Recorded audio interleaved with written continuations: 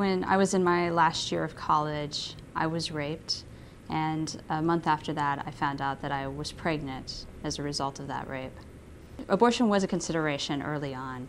When I found out that I was pregnant, I sought the assistance of some counselors on campus, and all three of them, they told me that women who are raped, that it's just very traumatic for them to have children. From those rapes, I asked them if they had counseled women who were in my position before. They said no, but that this was just kind of common knowledge. And I really couldn't relate to what they were telling me, because although I understood what they were saying, that perhaps this would be a difficult life for my child if he or she ever found out about the circumstances of their conception, I felt nothing but love for my child. I felt like we were kind of teammates in this victimization, that we were going through this together.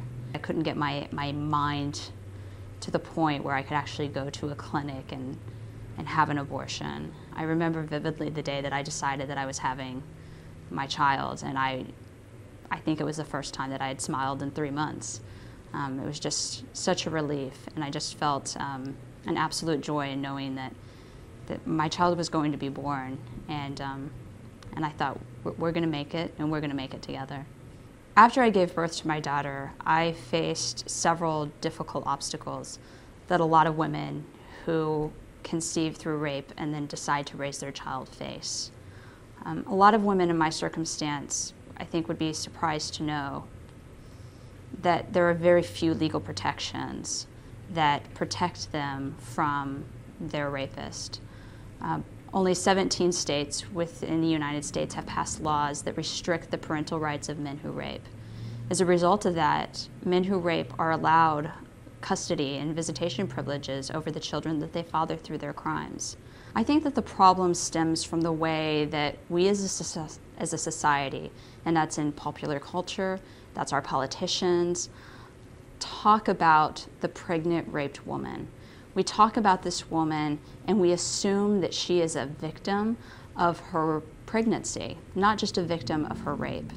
And we assume that she would view this child as being that animal's child or that rapist's child, that she has no connection to this child, that this rape just further exasperates her experience and her trauma. But interesting enough, there have been only 2 studies in the United States ever looking at the feelings that women who are pregnant through rape have towards their child. And both studies dismiss the idea that the vast majority of women have negative thoughts.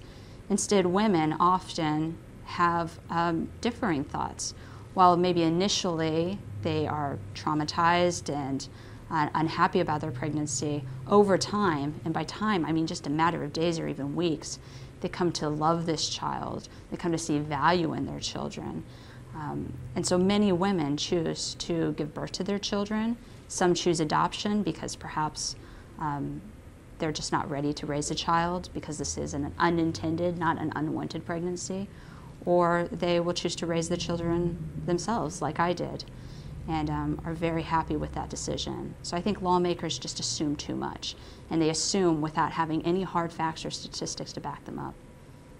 My daughter is just the absolute greatest gift for me.